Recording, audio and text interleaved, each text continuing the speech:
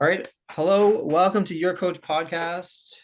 I'm with a very good friend, longtime athlete, probably the athlete that I have coached the longest, I think. Uh, Melanie Myrand, or as they say in Quebec, Melanie Myrand. Yeah, that's the way to say That's it. it. How are you, Mel? I'm doing great. Yeah, Yeah. life's great. Good. So tell us about your life. Where are you at? Well, tell us about like why am I having you on? Who are you? What's so special about you? I don't know. I'm a runner. Yeah. I've been running with you for a long time since what is it? 2011 maybe? Yeah, I think so. Something Been like that. That's a lot of years. Hmm. 2024 minus 2011 is a lot of years. So, Yeah. yeah, 13 years. Yeah. And Yeah. when we started, you had gone back to McGill for your master's, right? I started right before that because I went back to McGill in 2014. So there Oh, was okay. 2 years there. Like I ran the Okay. marathon, remember the Montreal Marathon before Okay. doing my master's.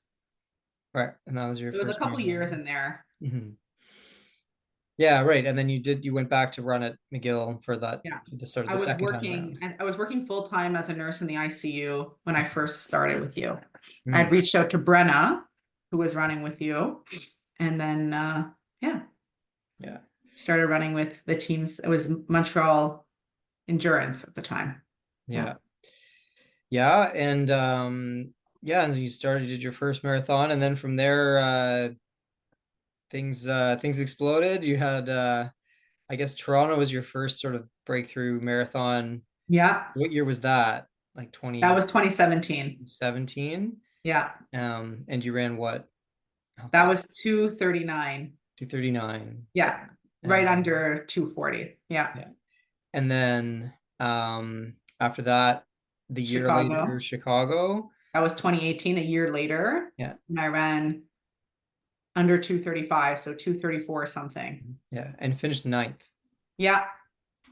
I think that's kind of like that. I don't know, maybe you feel differently, but I feel like that is probably like the best result that you've had, like to Yeah, finish because it's ninth at considered a a major. major, a Yeah. world major, that probably is my best result. In Rotterdam, the following spring, I placed Mhm. ninth as well, Mhm. but it's not a major, but Mhm. still a very big marathon. Yeah.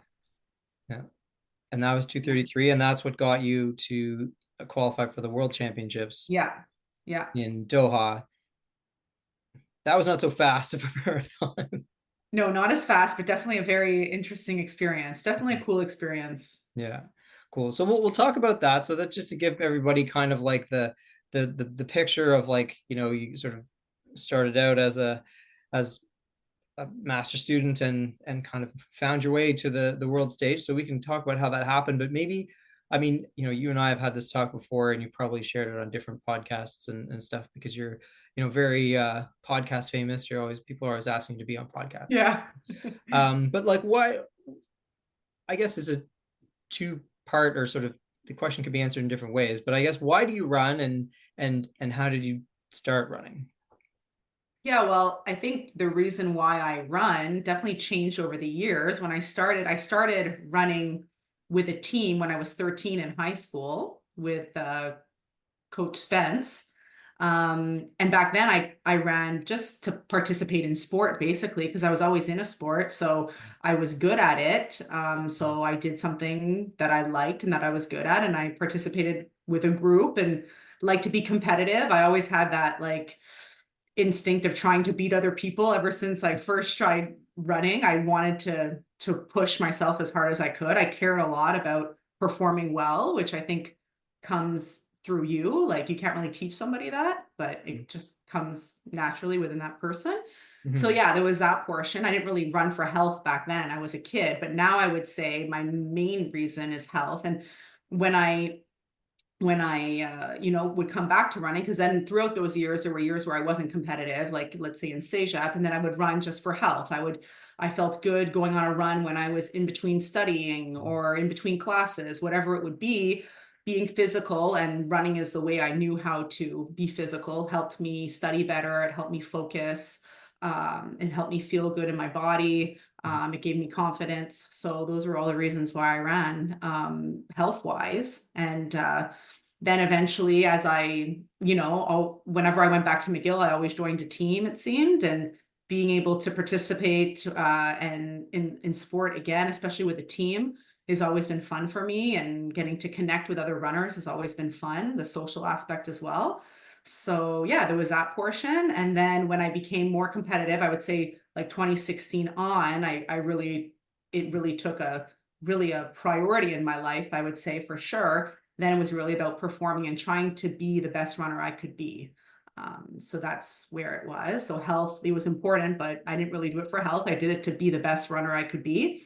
And now it's kind of like getting back into trying to perform, but also definitely like as a mother, being healthy mentally and physically is super important. So that's why it always comes back to me. Yeah. Nice. So you've run pretty fast for the marathon and over some other distances too. What do you think people need to do to run fast times, like to run their best? What do runners need to do? Yeah. Well, I've always, I think, quoted you on this one. It was run more, mainly easy, and rest up. Hmm. With previous coaches, I always felt like I had to work a lot harder or more intensely to get the results, maybe because I wasn't doing as much mileage at the time. Hmm. But then with you, I really learned that, a lot more easy running, it builds up obviously your aerobic base, and then you can work off that, and then you get better, and you don't have to work as intensely or as hard. You don't have to kill yourself every single workout, which is Hmm. literally what I was probably doing most of my running career prior to that.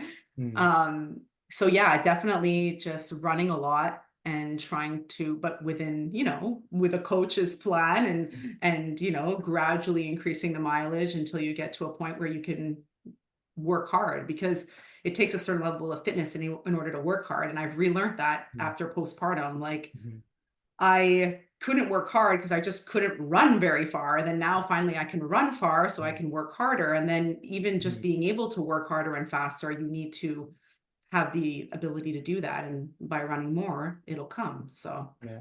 yeah, that's Yeah. basically it. I'm experiencing this now too Yeah. because I've been coming back from my knee thing, and just in the last couple weeks I've been able to run a lot more, and like between my physio and I, Steve, we kind of came up Yeah. with a plan, and I'm actually trying to not I'm doing doubles, so I'm actually running twice a Wow. day, but Yeah. like short, like 30 to 40 minute runs each time, because I was Right. at the point, like I increased the amount I was running and I got to like 45 minutes, and I was like, I don't feel like I want to go for an hour 10, hour 15, because just the way that, I don't know, that my body is right now, I felt like Right. it wasn't gonna work well to do that.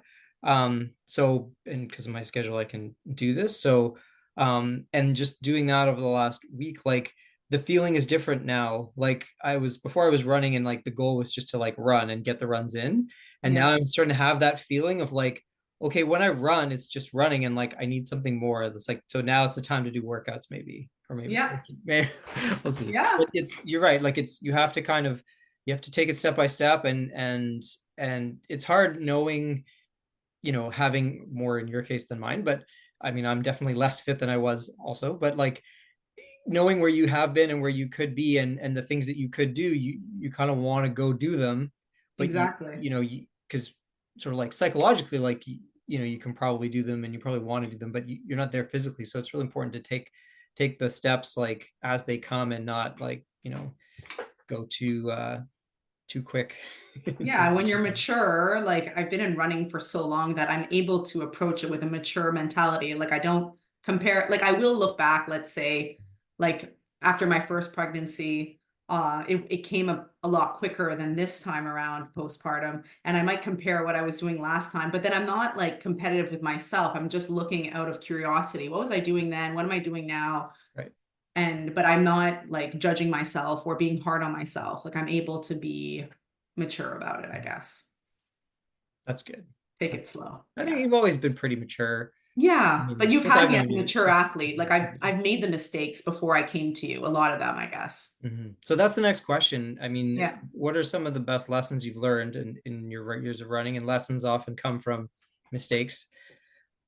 Yeah, definitely just doing too much too soon. As a younger athlete, when I was really young, I tried to just do everything perfectly. And what I learned with time is that you don't need to do everything perfectly all the time, but if you work consistently over years and years, you will get better, you know? And running definitely taught me that, just consistency, day to day, getting out the door every day, even if every run isn't perfect or every meal isn't perfect or whatever it may be. Mhm. And then eventually you will achieve the results and you'll be a happier runner than to try to be a perfectionist in everything that you're doing.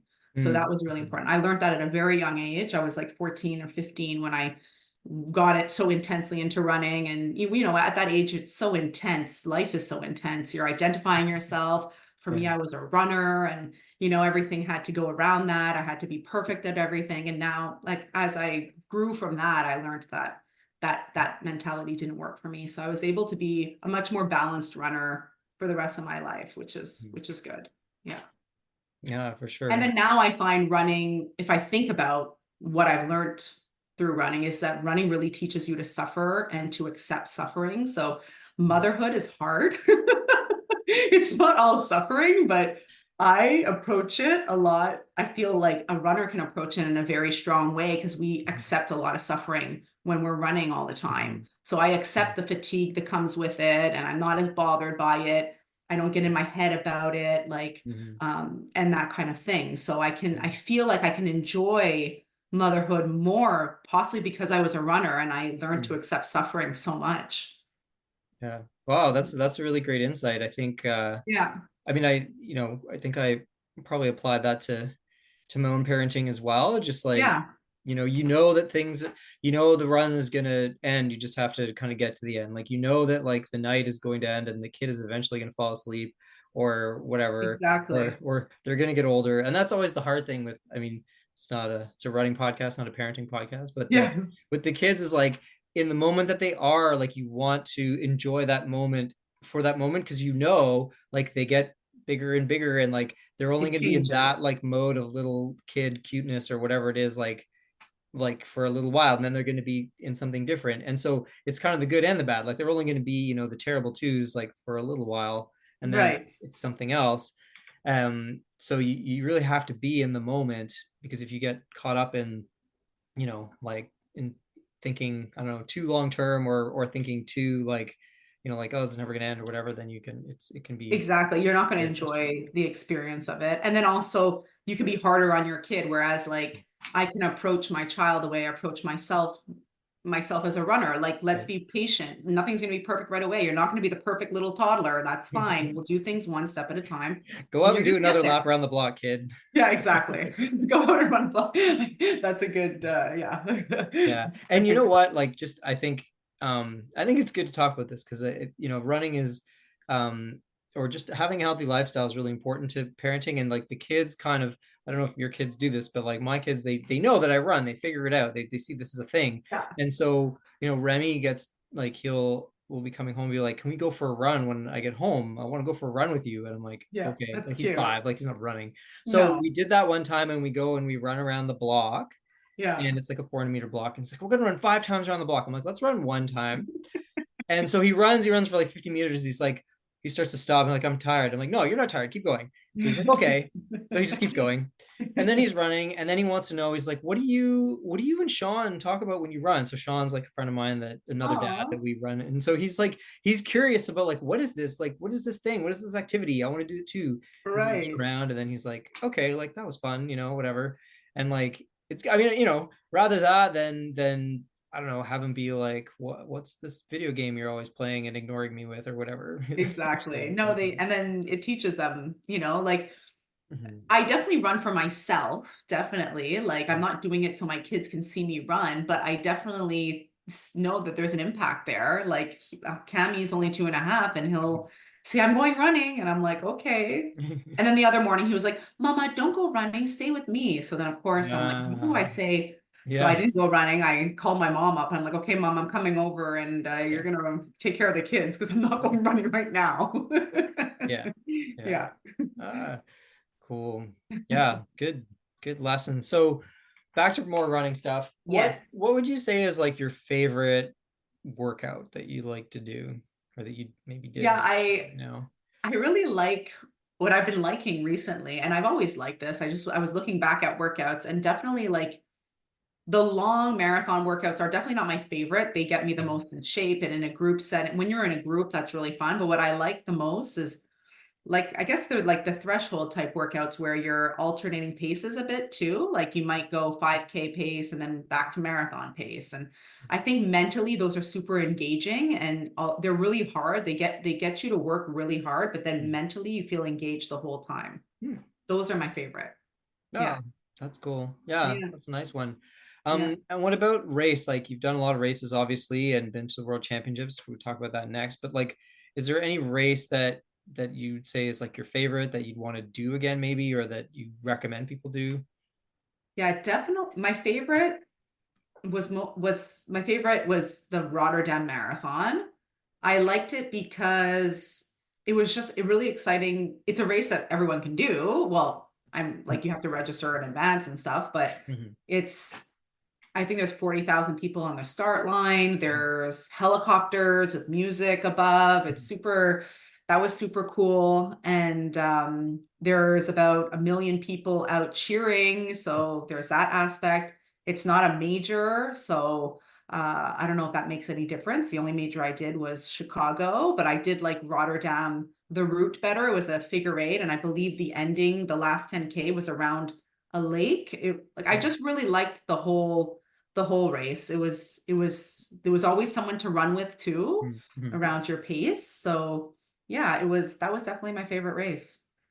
Cool. Yeah. Yeah, that was a good one. That was, I think, And you came. yeah, Yeah. that was maybe, Yeah. one of the sort of the pinnacle of our kind of quote unquote professional partnership Yeah. there, in the sense that I had been in Europe for World Cross Country Championships, Yeah. and so I was able to stay, and Francois came as well, and you guys were Yeah. both kind of in the elite section, and so you got to stay at the hotel and all that stuff, and yeah, it was a great experience. And the guy Mark, I forget his last name, Mark, was like the elite coordinator. Like Yes. he's a friend of Chris McCashew. So we went out for coffee and chatted and stuff. He was super nice and everything. And like, Mhm. yeah, it was good. It was good to see like everybody get really well taken care of. And it was spectating was like not that good to be honest. Like Yeah. It must it have was been hard for hard. you. Yeah. It was. I remember waiting like kind of under. I took the metro or the subway or whatever,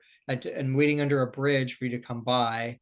But I don't remember a lot of like seeing the course. I don't think I was able to see too much of the course. Chicago was easier, I guess, Yeah, or Chicago, I remember being able to go around and see a lot of things. Although I think in Rotterdam too, like, and this was the case in Chicago, like I was sort of the outlier in terms of like the coaches or the agents. Like no one was out. They were all in the. You get this like tent with like right. food and everything. You can watch it all on the TV.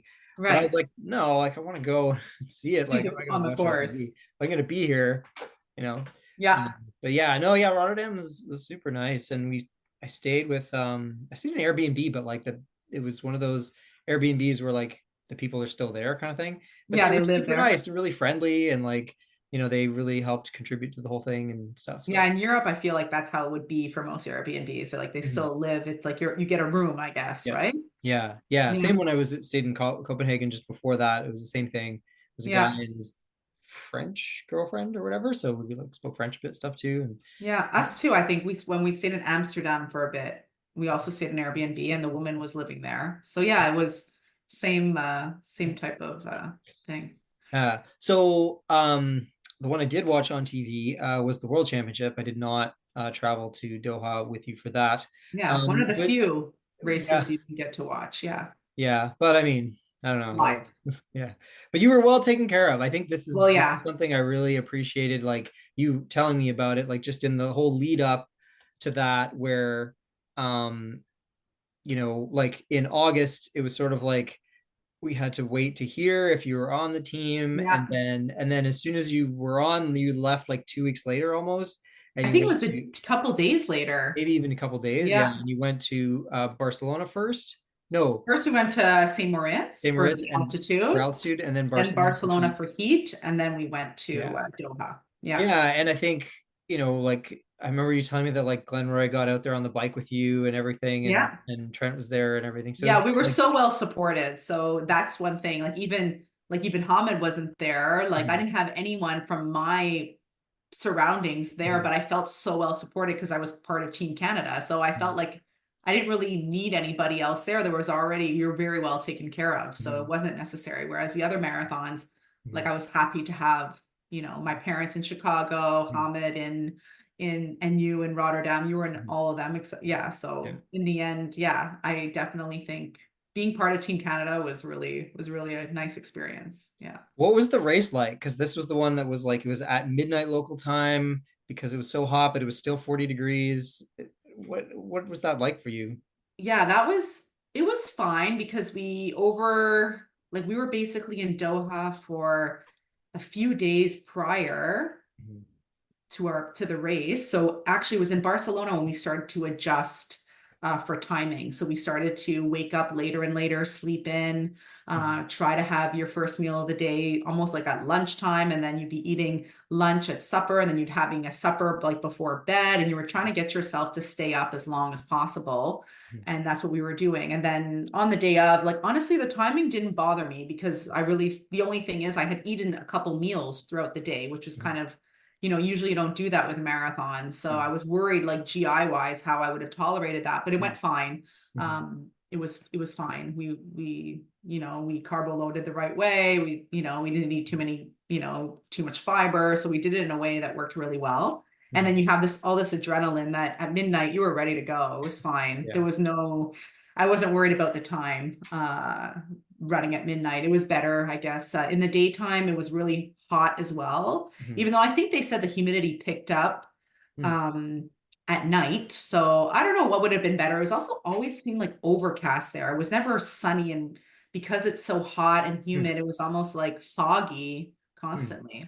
Like these mhm, last few heat waves we had here, it was also very foggy, kind of like that. Not these bright, it wasn't bright and sunny ever. So mhm, I don't know if it would have made a huge difference to run during the day. I don't know. mhm. And Yeah. how did you cool? Because there must have been a whole system. So yeah, we had the cooling vests that we wore beforehand. We didn't warm up. We saw other teams warming up. We were kind of like, oh, well, they obviously don't know what they're doing because Team Canada told us not to. Anyway, we didn't need to warm up. There was no need, maybe a couple strides. You Yeah. were already warm. And plus you knew you weren't going out at a fast pace. You weren't going out at your usual marathon pace. Right. So that was fine. We had the cooling vests on, and then so that's what all the help, we had Trent, we had the race walking coach, we had Very. other, also the physio, she was there to help give us all our water. So there were two fueling stations on it. So the course itself was a 7K loop. Mhm, There were two fueling stations. So you saw the Canada flag, you went, you got your bottle. I had Morton. It was a little bit, it wasn't was it more diluted? No, I think I stuck with the same concentration. But yeah, I just tried to take as much as I could of that. And then we would usually we had these like rags that were frozen, you could put around your neck, and then water that you can throw on your head. And there were a couple water stations that you could just grab water bottles on the course as well. So I think you had the opportunity to pick up water like 4 times. So I would just put them over my head. I was so wet throughout that whole race. I got such mhm. bad, like I thought I lost my complete toenail when I took off because I guess of the rubbing on the Yeah. shoes. My shoes don't usually get that wet, Yeah. but my toenail was still there. It turned Okay. black eventually, but I That's was good. just wondering, like, oh boy, when I take off my shoe, is my toenail going to come off? So Mhm, yeah, it was very hard to keep the fuel in. Like I had done the tests where you weigh yourself before and after, and I had taken this pill to see my core body temperature. Unfortunately, I took it a few hours in advance, but it never actually went into my intestines. It stayed in my stomach. So every time Oh, I took fluid, it would cool down. So I didn't get accurate oh, I didn't know readings. that because I Yeah, saw the results of that study and I thought yeah, that you were part of it, but that you were not, you were, I guess, excluded because it didn't work. yeah. It didn't really work for me. They took my temperature of like my skin when I finished. It was 39 degrees. So that's very hot. I don't know what it usually is when I finish a race, but I don't think I'm having Yeah. what feels like a fever. And then I think I lost 6 pounds of fluid. Wow. And then I vomited a ton right after and had diarrhea. So there was that fluid still inside of me that isn't accounted for Good because I didn't weigh time. myself after that. But it was poor Trent. He had to help me with the vomiting and Did you barf on Trent? coming out both ends in a porta potty. Oh my God. I felt very dizzy after they brought me to the medical tent, but my blood pressure was fine. I tried to take in some Gatorade, vomited that up, Yeah. went back to the room. I really just needed to rest and It, cool down it, my it was body. just the foolishness of running a marathon in 40 I degrees. think that's what it was. Yeah. And like I don't think I'm not bad in heat, but I'm not the best in heat. I definitely feel a difference. Some people Yeah. are better than others. Some people maybe I could have trained. Like I don't think we had a really hot summer that year. No. It wasn't as No. hot as these days that we're getting now, but Yeah. it's just, Hmm. also it's a big risk to go and train in that type of heat. You might burn yourself out. So it's Yeah. hard to know what to do. Yeah. Um, we adjusted the pace, Yeah, I was going maybe to a ask you little that bit. pace wise, um, you adjusted it. How did that feel to kind of know, like to go into a marathon knowing like, okay, there's no chance I'm running a PB. Like I think a lot of runners, you run a marathon because you want to get better and you want to, have like a faster performance and stuff. And I know it's the world championships.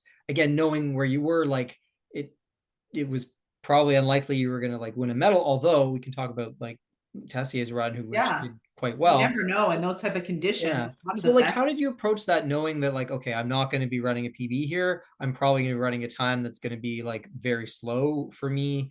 Like what was Yeah. your how did you get yourself going for this I race? was still motivated by I think we had decided on like 3:45, 3:50 would Mhm. make sense because probably if I was going out on a perfect day, I probably would have tried 3:30 paces, something like that, 3:30, 3:35. So we aimed Yeah. for something 10 to 15 seconds Hmm. slower than that. I think maybe I could have gone slower, but I probably would have never thought I should going out in 4-minute Ks. That might have been Hmm. really felt too slow, but I was motivated by the pace. I knew like when you get into Doha, it's a heat that I've traveled. I've been to Thailand. I've been to other hot Yeah. places. I've been Well, to you India. ran in Africa too Yeah, in Africa as 2017. well. But this felt like a different type of heat. It was just I got out of the like air conditioning and my goggles, my glasses would just fog up with the humidity. And I was like, wow, this just felt very hot, hotter Yeah. than anything I've ever felt. So, Yeah.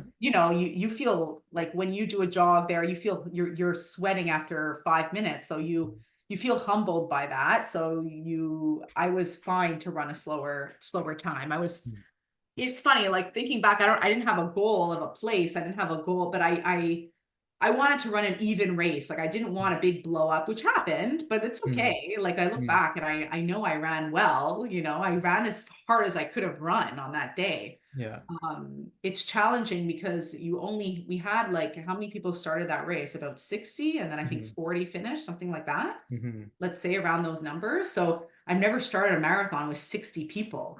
I've Hmm. always had like other men around or someone to run with. So when the race got tough, or at one point you're trying to stick with a group to keep you Hmm. going. And then what would happen is people would drop out so quickly. So you'd find a group, and before you know it, there was no one in Gone. your group anymore because everyone had dropped out or whatever. So at one point I found myself alone, and I had one person here and there. And then Mm. yeah, it was different to run without a marathon without many people around. Mm. I definitely, I am thankful when there's a Yeah. man around that runs Yeah. alongside me, but Yeah. it's at a world championship, you're not going to have that. Yeah. So it's Did something else to maybe looking back, I could have tried to do more of my bigger runs alone yeah. but I didn't know I'd find myself alone for most of the race. Mm. So yeah. Did you know what was going on with Lindsay at the front, like as the race was happening? Were people I giving you knew she was doing reports? well Yeah. because I never caught up to her. At one point we were running close. Mhm. I saw her and we were Mhm. like right together, but then it felt a bit tough. So I held myself back a bit, and I knew our paces according to our calculations were a bit different. Mhm. And then on that last lap, it's only a 7K. So Mhm. as I think I was coming this way, she was probably finishing, and I could hear them saying her name. Mhm. I didn't know if it was for sure in ninth place, but I knew it was up there. So Mhm. I knew she'd done something special. I didn't know what exactly, but I Mhm. knew it was something definitely special. And it was top Mhm. 10 at a marathon Yeah. championship. Yeah, world championship. Yeah. Pretty Mhm. cool. So after that, you had baby and then another baby. Yeah. So how have you managed your return from running um, this time? Thinking about other women who run and who Mhm. are maybe want to have baby or have babies, and how do you Yeah. manage it? Like what can you offer to those people as Yeah, advice? I definitely don't think like motherhood should limit you.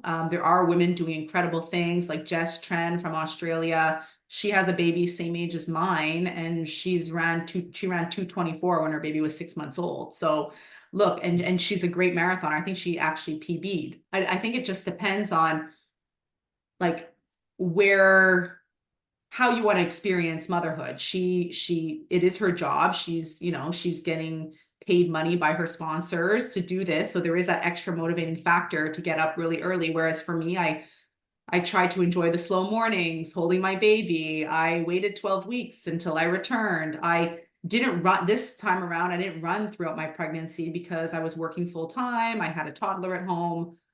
In the morning, I was too tired to run. After work, I wanted to spend time with my son. And then when he go to bed at 7:30, I couldn't get myself out to run. I didn't prioritize it. But I think if you do prioritize it, you can do really, really good things. It shouldn't limit you, but I think you just need to be careful because your body has gone through a lot of changes. There are hormones in your body, especially if you're still breastfeeding, like relaxin. So your joints are a little bit, looser. If you've put on some weight, there's that.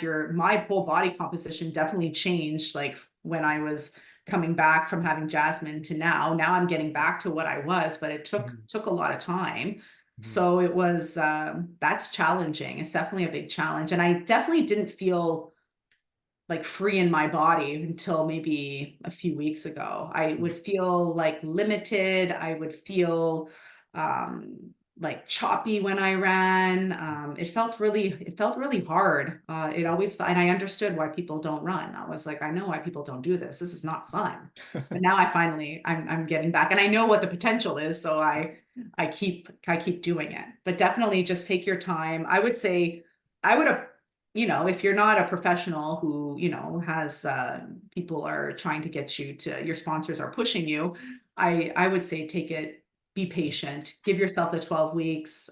Your baby's only small once, and then do the walk, run, return to run because you will feel different in your body. I think even if you train throughout your whole pregnancy, you will feel different afterwards. So yeah, take your time and be gentle with yourself for sure. And so Yeah. some of the things you've said, you have a bit of a deeper knowledge of like, the human body and biology and whatnot, being a nurse. And I Mhm. think the other thing that happened after the World Championships, like a few months later, was the pandemic. And so you were actually working in the tents that they Yeah, erected and all this sort of stuff. And like, I don't know, people maybe don't want to like go back over all that again, but I know. what what was that like for you? And were you running then? Like I don't even remember what was going on. Yeah, it was a weird time, obviously. I was working in Montérégie West at the time. Now I'm working in the West Island. I was Mhm. working at a CLSC out there as a nurse practitioner. So we were seeing what was happening in Montreal. So there was a lot of old age homes where, a lot of the elderly were dying, not only from COVID, but also because they didn't know how to manage the staff. The staff were getting COVID and there was no one to replace them. So these people were literally dying of negligence sometimes because no one was there to care for them and they weren't letting family in. And so we saw what was happening there. So they had actually made a hotel into a COVID unit for the patients because when you're in an old age home, patients wander, they have dementia, they don't know Mhm. to Mhm. isolate, so they're all going to give it to each other. So the wandering patients that had dementia, they would go to this hotel, and I'd work there, or I'd work in some of the old age homes that they had out there. And sometimes you'd show up and no one was there, and half the patients were gone because they were being hospitalized. So it was definitely scary just to see what was happening. I personally didn't feel scared for my own life. I felt protected with the mask and the shield and all of that, knowing now that it's more airborne. I still never got it back then, but the virus, obviously, I was probably in well ventilated areas, not knowing. But Yeah, it was definitely challenging, but I felt this need to help. I felt this need to contribute towards it. And once again, at that point, there were no competitions, but running stayed as a part of my life where health was really important. So after I'd come back from work, I would do extra shifts sometimes to help out. I was never forced overtime. I was really lucky in the whole experience. But I would work extra hours and then I would come home and do my run in the Mhm. evening just to, Mhm. mentally Mhm. process what happened throughout the day, and it allowed me to deal with any emotions that I would have had Mhm. dealing with that moment. So yeah, I actually got really fit. I guess I wasn't doing as many big workouts. I might not have been doing as much mileage, so I felt really good all the time. Mhm. And then I did run that fastest fun marathon. Mhm. Remember in London, it Yeah. was Adam that Yeah. organized it, and there were like 11 people doing it. It was a horrible day, 5 degrees, raining, and Mhm. then I had GI symptoms. I had to stop like 5 times, and I still ran a 2:38. When I look back, I'm like, that's not bad for someone who had to stop 5 times on Yeah. it was a 1.7K Right. course. Basically, Yeah. you're doing a mile, like you're doing 26 laps of this thing. Yeah. Anyways, I got pretty fit. I ran my PB in the 10K, I think that summer. Mhm. So I definitely stayed fit throughout that time, but basically working and running were my priorities. So yeah. Yeah, yeah, it's interesting. I Mhm. mean, it's interesting to hear you talk about that because people talk about that whole time and how like scary and emotional it was and stuff, and you're a very like hard ass person, I think. I And am, I so, think. but Yeah. I mean, like it's Maybe too you, much sometimes. but you said it. You said that that like you use the running to process it, like process emotions. Like it's not like you're a robot not feeling emotions. I think, No. but you're very in control of them, and you I guess being a nurse, like it's not like the first time you were a nurse either, right? So you see, No, we see a lot. I've yeah, seen maybe more tragic, what I would consider tragic things, like just in the ICU, mhm, a young mother dying, stuff like that. yeah, But also because I was lucky that I was working in Montérégie West and not in Montreal or where mhm, where everything was happening and you're mhm, seeing a lot of people suffering. We were kind of being a bit more proactive there because we mhm, saw what was happening there. And then the cases started to, as the cases were increasing in Montérégie West, we were able to deal with it a bit better, I think, yeah, than in the Montreal area. mhm, So I was really lucky in that I didn't get to see a bunch of negligence. That kind of thing definitely would have impacted me more if I had to see that. But we mhm, were dealing with the virus and with elderly people that were at the end of their lives, but we wanted to keep them comfortable and do the best we could for them with the information that we had at the time. Yeah, mhm, yeah. yeah, Okay, so speaking of elderly people, yes, like you're getting older. We talked about Lindsay and her performance when yeah. she did that. She was 39, I think, right? Yeah, or Um, 40 already. I 40, think it maybe might have been 40. And then 40. there was Yeah. another woman who's I forget if maybe if she was like in her 40s as well. Another nurse, Roberta Gonar, remember her? Yeah. She ran at Yeah. Rotterdam and then she had a really good race in Doha also. And obviously there's Krista, Melindy. There's Yeah. all these women that are having success in the marathon, even internationally, like well past 40. Yeah. So I guess first question is, well, like, why do you think this is? And do you think that you can also, continue to run that fast without revealing your exact age? We don't have to Yeah, do it's fine. I'm that. 38. I'll be 39 in October. It's fine. I'm not scared. Basically, yeah, I think women or men can continue into their 40s, Mhm, um, running well because of, yeah, that aspect of maturity. They've ran many marathons. They know what it is. They've made their mistakes. They've learned from it. mhm, And they have all these years of mhm, experience under their belt. And that just contributes to, that consistency that we talk about. If you just mhm, do things day in and day out, eventually mhm, you'll see the results. So mhm, obviously these people that are 40 that are running really well, they're very talented individuals like Melindy mhm, and all these other runners are very, very talented. But I think that aspect of maturity makes a big difference in the marathon, especially. You mhm, need to, run slow at the beginning, try not to run too fast, mhm, and even just the training itself, you don't want to overdo it, but mhm, you have to run a lot, but you can't overdo it, so you don't want to get yourself injured. And some of the injuries like are big injuries, like you get a big stress fracture in the hip or something, you're out for 3 months, and then mhm. it's uh it's a big rehab afterwards. So yeah. Yeah. So, and do you think that, like, is there a reason why younger people are not succeeding as well? Like, is it just a question of like you really need a lot of time to build up to the marathon? Why I feel like there's this I don't know, kind of thirst or desire to see like, how come we don't have like great marathoners who are like 25 or even Hmm. 27? But like, is that a reasonable expectation, or is it even possible, or is it just like event choice? Like, what do you think is what's wrong with the kids? Yeah, yeah, I know. Well, they focus on shorter stuff for a while, but then what happens to them in that period where they kind of finish university? Do they stop running, or they, when they're done their 5K, 10Ks, they're not interested in moving to the next distance or even changing distances.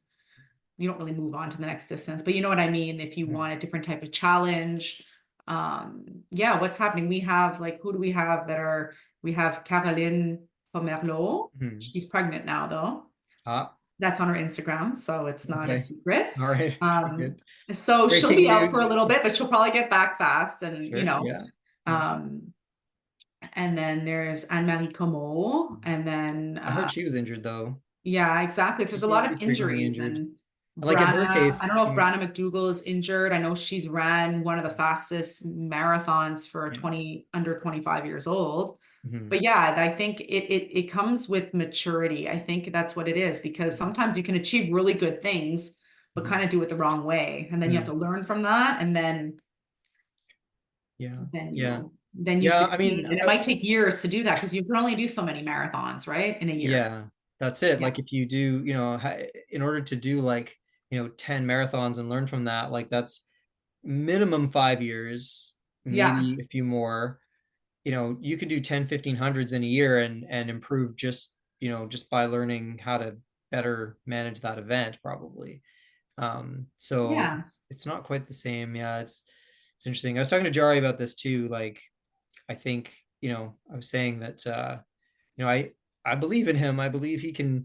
He's always wants to like, get under that 220, and I believe that he can. And it's not a question of like, well, now you're too old. Like, plus he's like only 30, anyways. No. It's just I think it's he will benefit from experience. Like he's a pretty good racer usually, anyways. Yeah. But I just having more opportunities to do it and stuff and that. So what about you? Like, do you think that you can come back and like before your goal was to run under 230, still that Quebec women's record's still there, it's I still know. there. It's still um there. do you think you can I get it, or is that definitely something you I you definitely care think I about? could do it. I have no question in my mind. I feel like I could do it. Hmm. The thing is, I have to make it a priority in my life. Right now, when I was running at my highest level, I was working part-time. I was working 3 days a week. I didn't have kids, so running was really the priority, I would say, in most, besides family, it was the most important thing. Now I'm kind of at the point where, okay, just like anything in life, the more you consistently do something, the more you'll learn. So as a nurse practitioner, I'm learning a lot more by working more hours. So Hmm. there's also that part. I identify as not only a runner, but also as a nurse and now a mother. So there's just a lot on my plate, and I have to see where I'm going to take things. I'm also, I don't think I'll have more kids unless Hmm. there's a surprise. Like I wanted two, those were planned, and that's what I wanted. Now I don't have to have any more, hopefully, any more setbacks. So there were no injuries, hopefully. But if I get pregnant again, then that'll be a nice surprise. But in calling general, calling the I'm hoping children to continue. setbacks kind of goes against what we were talking about before. Yeah, yeah, I know. But in general, I feel like I want I would like to run fast again, but if I really want to do it, I think, it running competitively just came back to me naturally. It's not something I had to force myself to do. It just kind of came. But this time around, I feel like I'll really have to make a decision about it because my time is Mhm. it's very scattered. It's very Yeah. spread. So I Mhm. only have a certain amount of time. So I really have to get the morning runs I find as a mom work the best. Get those morning runs in. If there's time for an evening run or a lunch run, if I'm working, maybe I can do that. We'll see training camps for a month away. Mm. That's a lot of my vacation time, and then expecting my whole family to come with me, that's another hard thing. So I Yeah. don't think you need a training camp in order to be like a really good runner, but I think there's a lot of challenges now, but I think I could maybe, Yeah. run fast, and I just want to take it one step at a time Yeah.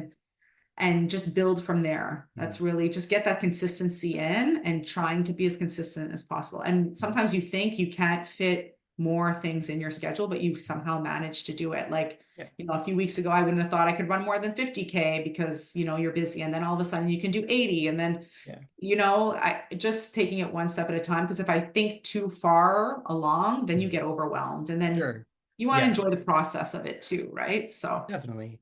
Yeah, like I think that, the way I see it is like what I've done for me is, I've added all these runs in, but like they're not long, but like yeah, once you're out there, then you have, time to like add on. It's a lot easier to say like I'm running every day. Okay. yeah, And then I can run longer every day, but if you're not running every day, it's a lot harder to add a day than it yeah, is to go longer on the days that you're out there. yeah. So creating that structure that you can then potentially grow from is key. And like, yeah, like we've talked about it, right? We have a plan. Like the idea is to race a 10K in the fall and just, sort of see how that goes and everything. And then, Yeah. from there, And I, I think you're gonna either be like, okay, I want this bad, or you're gonna be like, yeah, I think, other things are more important. And, and I mean, it sounds like you're always gonna run. Like that's not something that's that's gonna go that, yeah. away.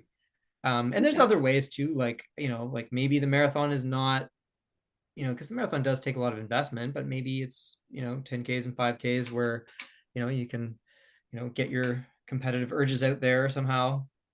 Yeah. The marathon is always the distance that motivates me the most. Like in Mm. my mind, I always have these ideas of like, okay, well, maybe, I would like to do Valencia Marathon and then Mm. go to Spain, and make Yeah. it part of like a vacation.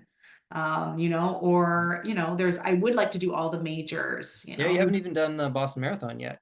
Not Exactly. I even a really real would runner love to yet. do I would definitely want to do that. See, I'm motivated by the marathon. Yes, Mhm. I'm going to do this 10K because I don't want to do a marathon now, but I think Mhm. next year, if I just keep getting more running under my belt, and if I keep getting fitter, the motivation will come to do more, I think. Yeah, but you need to do more in order to get fitter. So it's really this little, Yeah. One step at a time. Yeah. yeah, yeah, Good. exactly. All right. Awesome. Well, it's been great to chat with you about this and to kind of go over. I mean, for me, I kind of, know your experience and everything, but to be able to Yes, share it with people has been great.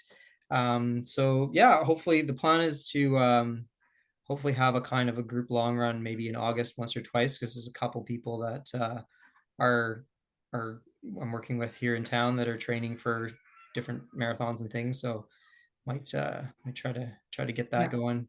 Just maybe cool. one or two Well, I'm weekends. meeting a couple people, Andrew and Katie Yep. and Bailey. Hmm. I'm meeting them on Saturday. So it'll be my first like Nice. Yeah. kind of group run. Yeah. So that'll be fun. So Good. maybe that also is a motivating running with people. I Yeah. love that. So yeah. Yeah. I mean, that's sort of one of the things like since I step back a bit is like not having a coaching a group and Yeah. it also means like the athletes are kind of like where's the group, so you're forming your own groups, which is good because Katie and Andrew I'm also coaching, but yeah, the plan is to try to bring back weekends. It's a little easier for me to do weekends. Anyway, there's a little inside baseball that we There can we probably have go. a podcast on that. But yeah, thank you so much. I really appreciate you My pleasure. coming Thanks on. for having me. All right.